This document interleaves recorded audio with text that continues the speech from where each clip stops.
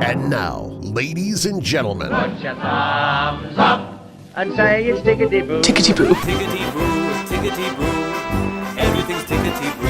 Tickety Boo, son. Tickety Boo. Tickety Boo.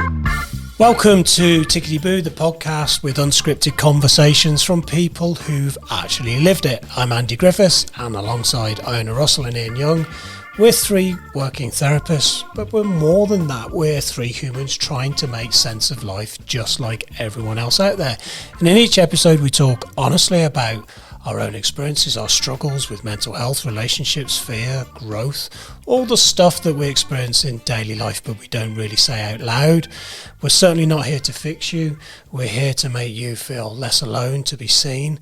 And maybe, just maybe in some of these episodes, something that somebody says could really help you along the way. And in today's episode, we're talking about doing nothing. End of episode. Yeah. Joke. It's weirdly one of the hardest things to do. Is doing nothing. If you grew up being told to keep busy or be useful, then rest or doing nothing can feel like failure. So your nervous system breaks out in hives at the thought of just sitting on your bum and doing nothing. This episode is really the one that you want to listen to. Ian, be honest with me, right? When was the last time you did nothing and didn't feel like you were some kind of criminal? Last Monday. That was purely because Sunday was my birthday and I'd had one too many beers. Well, when I say, what about 12 too many beers? And felt horrific all day Monday. So that was... That was forced then? Yeah, that was forced. That wasn't sort of a natural break. Yeah. It's... Like I said, I tend to get fleeting moments of it. I seem to have a short attention span when it comes to doing nothing. Well, let me ask you something else to make it easier.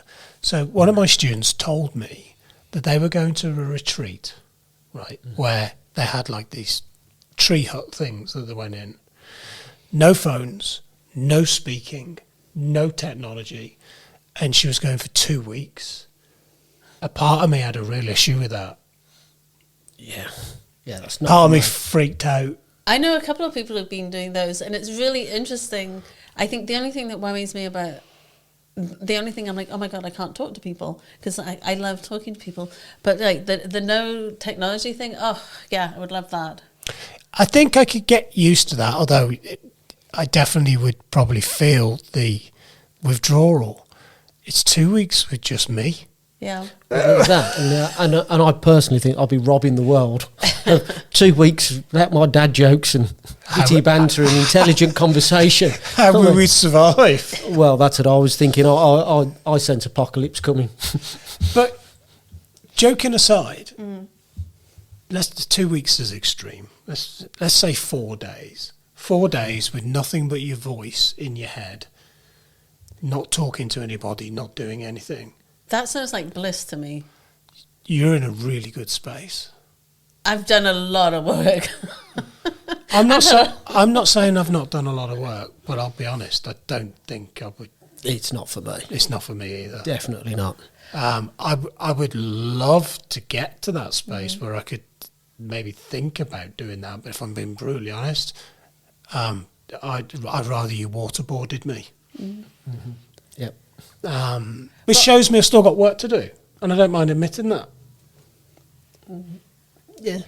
Yeah, and it's not to sound flippant when I say that sounds like bliss, but I have gone to like the island of Iona and gone there and had a week by myself, and I love it. But also I'm in an environment where I can go for walks, I can go sit by the ocean. I mean, that to me is just, it's heaven, and it's far and few between that I do that. And 4 days is, that's manageable. I can imagine me and you on that retreat. We'd be digging an escape tunnel. Oh, that's right. Oh, thing is, you didn't lock me on my own for 2 weeks, I'd still have 10 rows. I mean, we are making light-hearted sort of banter about this, but there is sort of like this unspoken pressure that we all need to be better at unwinding. But some of us are so tightly coiled. So I'm going to come to the other end of the spectrum for myself. There is a point in time that I recognise, looking back, that a lot of my excessive behaviors were basically so to force me to do nothing, so to force me to stop me from working, but also not to leave me alone with myself. So whether it was drinking or cocaine or whatever it was going to be, it was a way to keep me busy, but in theory not doing anything, so not working. But that was a really unhealthy behavior, obviously. But now I'm happy to be doing nothing. So I just want to be clear that I haven't been this way always. You know, like you said, oh, that sounds like bliss to me, and you're like, I've done a lot of work. In a previous episode, we were talking about sometimes the choice to face things and make changes is placed upon you. And you've been very open on the podcast about talking about the stuff that you've gone through. Absolutely. Do you think that stuff that forced you to go through that has led you to that place? What I'm kind of trying to get to was, if it was left to you to get you to that space, do you think you would have got to it? Truthfully, yes, because I was going and doing... I liked being alone prior to this run of unfortunate incidences, should we call them.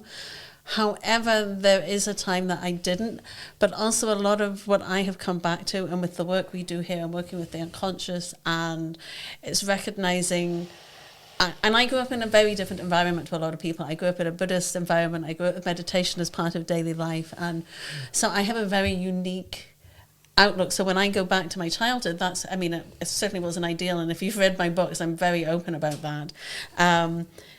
But it's like, so that's part of it. So me coming to meditation or mindfulness, it was something I grew up with, which a lot of people didn't. So it may seem like, well, how did you get there so quickly? However, yes, having these challenging incidences have helped, but I've also had them all my life. Okay. I've noticed that doing nothing, when I can create that space for me to do nothing, my creativity goes off the Richter scale. Yes. I come up with all kinds of ideas. Some of them are insane, but some of them are pretty good.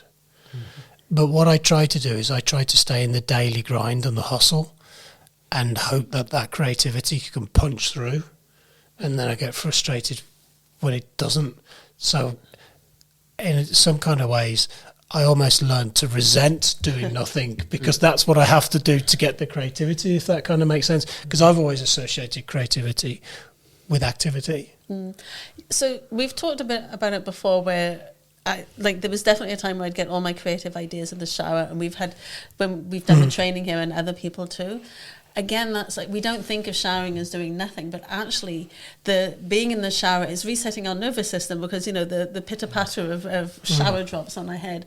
So that helps us. And that is why a lot of people do have amazing ideas in the shower, because they're in that calm and peaceful state.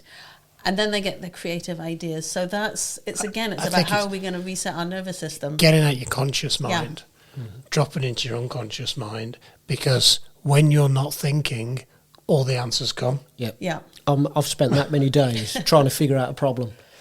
And then all of a sudden, in the middle of the night, I just Bing. wake up and it's there, the answer. Yeah. Washing the dishes, walking the dog, Driving. brushing your teeth. Yeah, and everything's, for me, generally, I've got so much happening. It's so tightly packed in. Yeah. There's no room for my creative mind to sort of, to have the space it needs or have the voice it needs. And then as soon as you're asleep and you switch off, bang. So is that feeding us into this whole concept then, that actually by doing less, you can actually achieve more because you can allow the creativity to come through? Yes, definitely. And because we've been talking about like getting the creative ideas and the inspiration, is maybe, besides saying yes, we've got to work on our nervous system, get into the unconscious, maybe the missing link to a lot of this is actually creativity itself. And I don't mean being creative and going and painting necessarily, but allowing that creative insight, because we get our best ideas when we're allowing that unconscious part of us to free flow, to bring us the answers, to have the creative ideas, the spark. So give our brain a chance to catch up with life. Because we've all got creativity within us. It's going to manifest in different ways for each of us. But slowing down definitely makes me more productive. It's like I've told anybody that listens 100 times about when I had the motorbike accident and I was forced to take myself back away from work, and in that quietness, that's when my entire life changed. Yeah. Because I was able to take myself away from the grind of what I do, what occupies my mind every single day by just doing the same thing, and actually stop and look from the outside in. And that was where my life changed forever. So, if we were to bring it down into a minute moment, it's that minuscule moment between your inhale and your exhale. Yeah. That's That where the little- magic happens. That little isn't it? space in there where Yeah. the stuff comes through. It's that, being in that stillness. I mean, nobody ever comes up with new ideas when they're just trying to they're just treading water. Survival. You're in stress, survival mode. Nobody comes up with all the best ideas then. It's No. just about getting by. And when you can actually create that little bit of space in your head for it to sort of work, and the creative problem-solving part comes in. So for you guys, what does doing nothing actually look like? Because it's going to be different for everyone, isn't it? It's not being a Buddhist monk. Yeah. It's in the Zen den.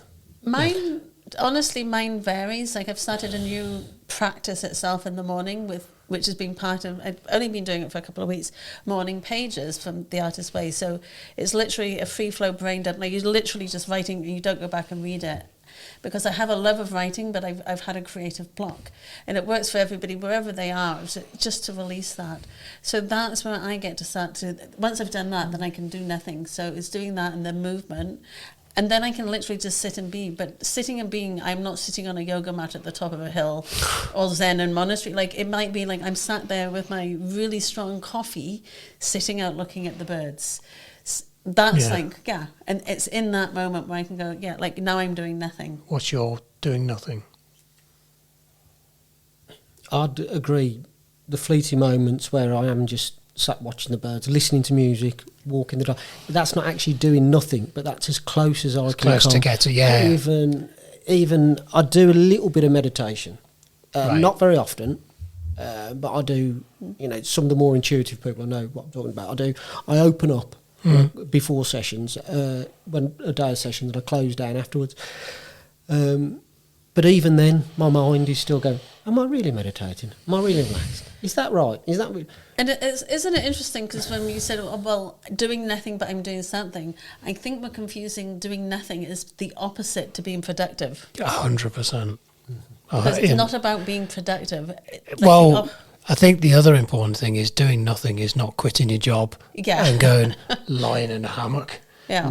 It's about micro pauses. You said watching the birds on the feeder. It's probably a very short period of time. The 5 minutes that we don't fill with activity or thought, or we don't chase, we just notice It's in that those quality moments. time. Yeah. It's in the meaning, it's in the insights.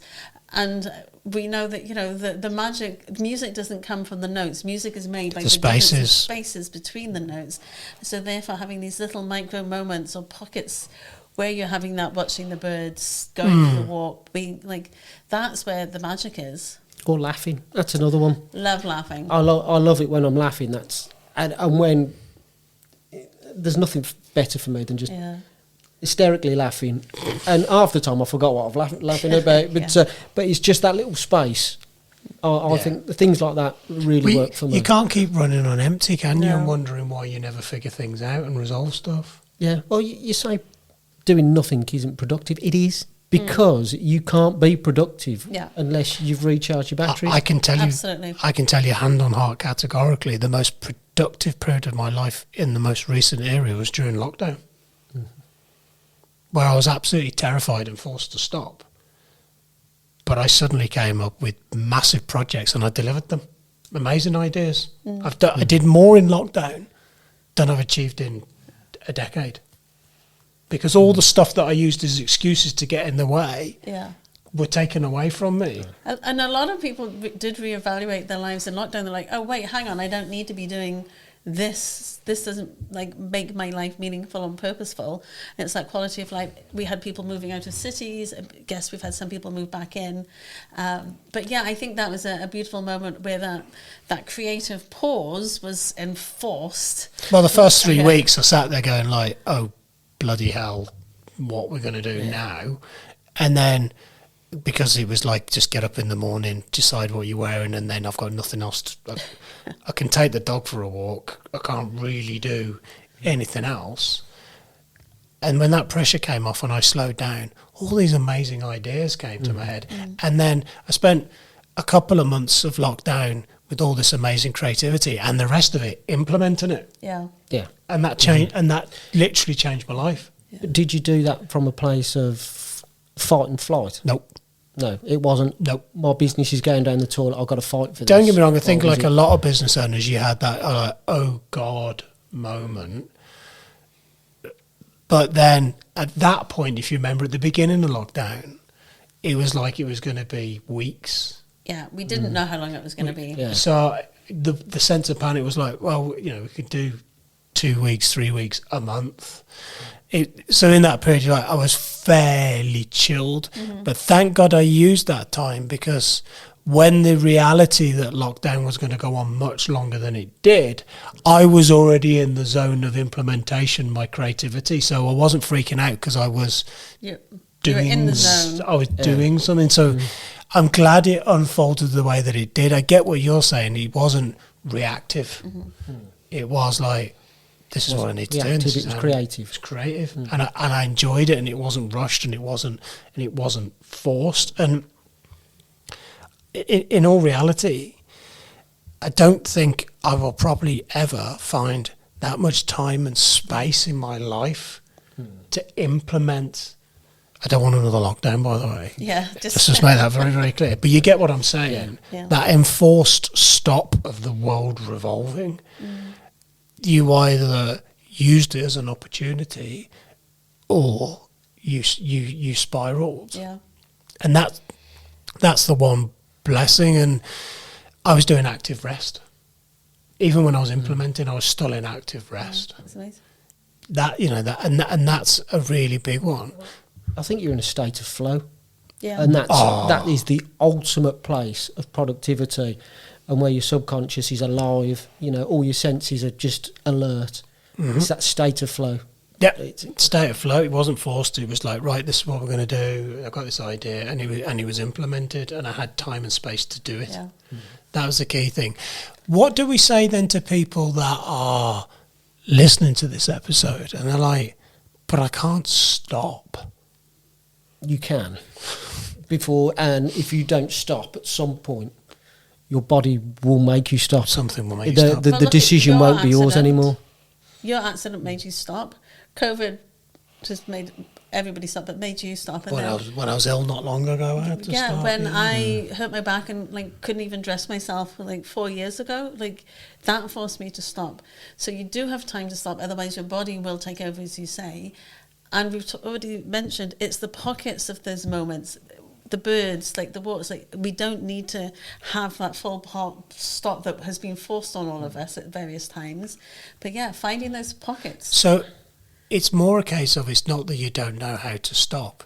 You're too used to filling the space. Yeah. Yeah. But it's one of the most important maintenance tasks you can ever perform for yourself. And it's where creative genius is, and creative Yeah. flow and abundance and prosperity and all whatever buzzwords we want to use. It's in those spaces, allowing that creativity to come, creative problem solving, creative projects, creative, literally artistic, but like it doesn't, that creative aspect is within all of us. And I'm going to say again, it's the missing link. It's an interesting thing, but it's one thing for us to think about.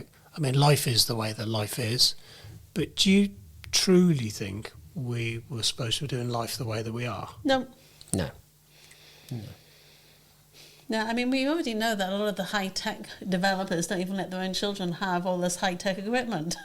But you know, You know? like this working all the time No. and an activity, you know, was the way that we were intended to be, that you will have periods of nothingness, so all of this wonderful stuff can kind of come up and you can do things with it. But then we've just gone and designed and built lives that... And then we had the Industrial Revolution, and then we've had, I mean, it's our life is getting busier and busier and more filled. And remember when, like, all shops used to be, where I grew up, They shops, close. They were closed. Wednesdays was a half day, and everything was closed on Sundays, and some places didn't even open on Monday. Like, I remember Wednesdays being a half day. I can remember the pain of Boxing Day as a young kid who's got a toy that needed batteries and everywhere was shut. Yeah, and But we now did. places are open. Yeah, you talked, in another episode that certain countries have, Spain takes a siesta. Yeah. So, they take a break. But here, we don't really take breaks. No.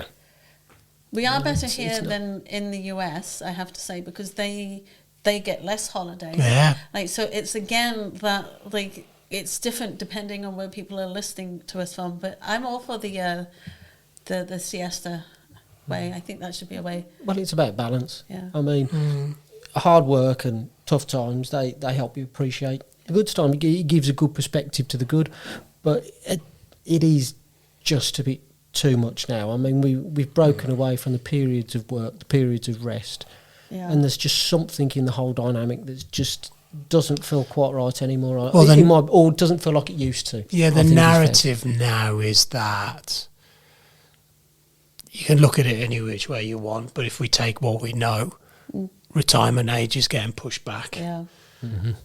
Things getting more expensive. People would sit listening to this episode going, well, it's easy for you to say rest, but I've got to work harder and longer And they've got multiple jobs. through no fault of my own, and you want me to bloody rest. And but the person who is working, 3 or 4 jobs because they have to financially, we've got that on one spectrum, and then they're not being looked after by their employer. And then we have, on the other hand, these companies which have been and are successfully implementing 4-day weeks as an option for people, and their productivity has gone up. So people can choose if they want to do longer days, Monday to Friday. Some companies do a half day on a Friday. The staff are happier. They're more productive. So your profit margins are up. There's so many ways that we can do this, and there are actually some companies that are quite forward thinking in this. But I mean, going back to what you're saying, and I don't really want to sound condescending or anything, but if you are running 3 jobs and you're flat out all the time just to get by, that can't be ultimately where you pictured your life going. No. So, but when do you ever find the time to change, to get a new skill, to figure out what you want to do, to find that job? If you're It's a young single mum running a job, dropping the kid off at school, getting back, feeding the kid, you would argue, show me where the space is. Yeah. Yep. And I don't get it, but I get it. Yeah. If that kind of makes sense. But I think what we've got to do is switch the way that we think and focus on the fact that rest isn't the opposite of progress. And there's always 2 minutes, 3 minutes, 4 minutes, because we're talking like 5 minutes probably. This this period of just space, the gap between your breaths where you just stop with that cup of tea, with that sitting on the bus or whatever you're doing. And it can be literally that sitting on the bus can be your moment of because we get to learn to be calm within the storm. So if we're on the bus and it's busy, finding that as your moment of peace. Yes, there may be some people around you. So it's not about creating the ideal. Again, we're not trying to go and be monks living on top of the Himalayas. We're like... Stop taking your mobile phone to the toilet with you. Yeah, that's a big one. Do a 1980s poo. I'm not sure so I'm going to leave. I was going to say, what's a 1980s poo? it's one without Facebook or Wordle But you could argue, I get no space or time during the day. Maybe joking aside, that moment when you go and sit on the toilet for however long it is without your phone, that is the moment. Making the cup of tea. Yeah. These are glancing moments where you pause between the breath, and these things can come to you. Even when you're doing the dishes, because let's say you don't have a dishwasher, it's really, really busy. In that moment, you can be really present and aware and notice what your hands are doing. So it's really coming back, the sensation of the bubbles. People might go, oh, yeah, but I'm too busy. It's like, you're doing it anyway. Just slow down enough to notice what you're doing. And then brings that presence. And that's what it's about. We're not trying to say you need to go and be zen. Be present in that moment in whatever way is possible.